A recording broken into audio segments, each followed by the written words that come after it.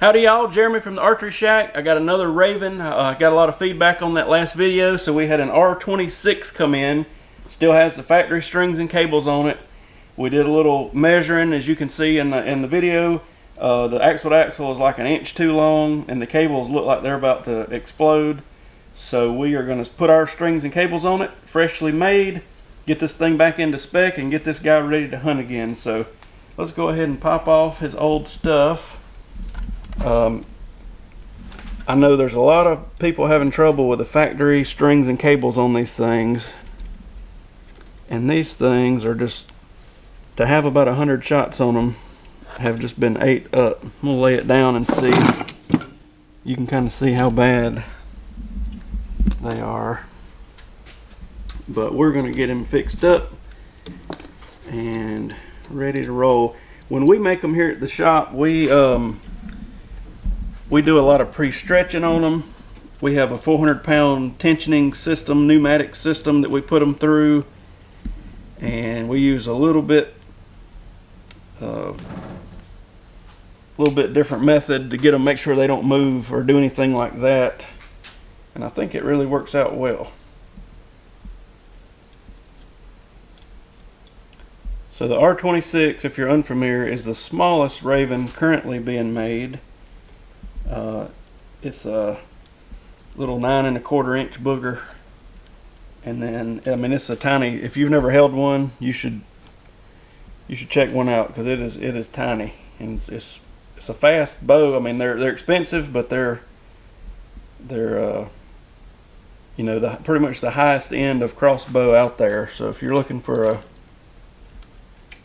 top of the line crossbow, don't mind spending a few bucks, check out the Ravin line of stuff. You just gotta make sure you maintain them. A lot of people we see have trouble, but I don't feel like they're keeping up on their maintenance of their crossbow, such as checking their strings and cables and changing them regularly. These things, there's no telling it, the tension they have on them during the shot process, so it's something you want to keep a check on. So one of the tricks we tell people is to put a piece of material through that loop, and it'll pull right through that tight spot there with no trouble at all. We get a lot of calls, people trying to install these and can't figure out how to snap it in there. You just got to pull it right through, and it don't cause any trouble at all.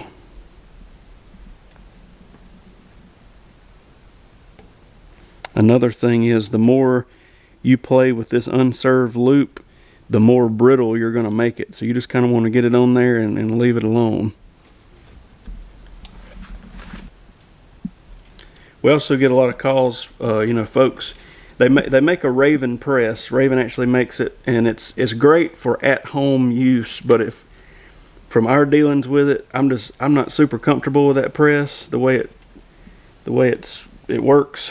So if you're going to do a lot of them or any of that sort of thing, you definitely want to get like a last chance press like this with the mini crossbow adapter, because it's stout. This bow's not going anywhere. It's solid, no worries. You don't have to take anything off the crossbow to press it, so look into that. If you're, like I say, if you're just doing a couple at home, it's no big deal, but you definitely don't want to, I wouldn't want to be doing a lot of them with the other style press.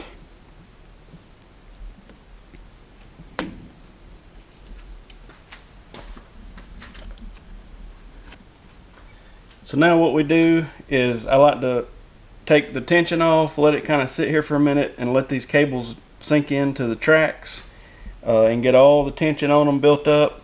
And then we're going to take it, we're going to cock it, let it sit about 15 minutes. We're going to shoot it, cock it. Same thing, do that a few times. We're going to check our timing dots, check our cam lean, and then she'll be ready to roll. So what we're going to do is take the tension off, let it sit a few minutes. I'll show you how I check my cam lean, and then we'll get this thing cocked.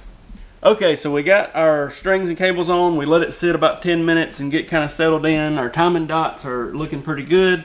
We're about a 1/16 short on axle to axle, but that's probably going to fix itself once we get some tension on it for a little bit and everything settles on in. So now what we're going to do is take our spot hog, laser aligner, and we're going to check our cam lean. And what we're doing is we want those cams pointing directly at each other, so we can put a half twist or so in a cable and move those cams back and forth, but we want to make sure they're perfect. Then we're going to cock it and go through the rest of the process. So this spot hog laser, we're going to end up putting it on both sides of the cam flush, just like this. And then what I'm looking for is I've got this ruler on the other side. I'm putting 0 right in the middle of the cam, and whatever the measurement is, I want it to be the same on both sides. So I'm going to set it on 0. Let's flip it to that side. It's showing me right at a 1/2 inch on my side of the cam. I'm going to flip it to the other side. There we go, and it's right on a 1/2 inch. I'm going to do the same thing over here. Put it on 0. There's a couple other ways you could do this. I will mention right on a 1/2 inch toward me. Let's get it on there flush. Right there on a 1/2 inch on that back side. Now there's another way to do this if you don't want to buy a laser, and that is simply to take your Ravin crossbow bolt and lay it on the cam, bring it to the other cam, and we're just right there making contact. We're flush on the left cam, we're touching the right cam. It's not, you know, if we'd know we'd have trouble if this thing was kicking one way or another. And then do it on the opposite side. Same thing, we're just barely making contact here. So that's what I'm looking for. So our cams ultimately do not have any lean on them. We're gonna cock it, let it sit a little while, shoot it. Stay with us.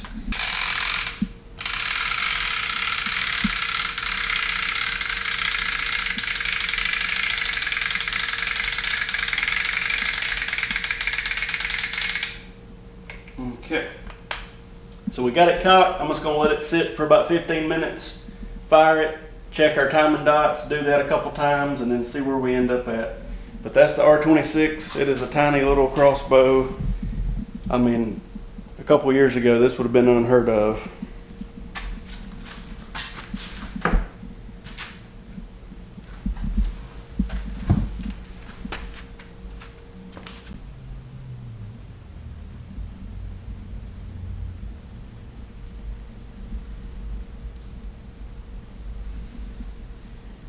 Alright, so we let it sit for about 15 minutes. I'm going to fire it off. I'm going to chronograph it while we're at it and see how fast it's going. And then we're going to check our timing dots and repeat this process a few times.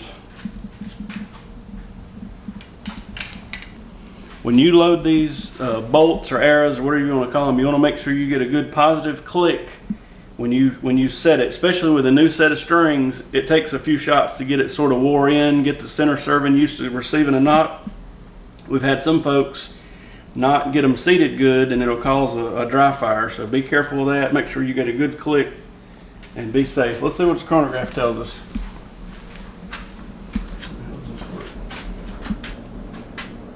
It's on fire, I think. That looks pretty good, right? Mm-hmm.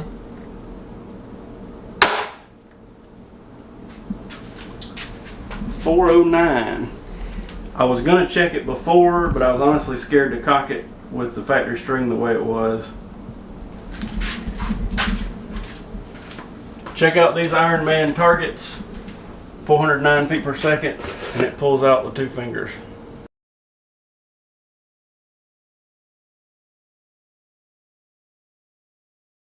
Alright, so we got this R26 restrung. Timing dots are still perfect. We ended up getting about another 10 feet per second out of it.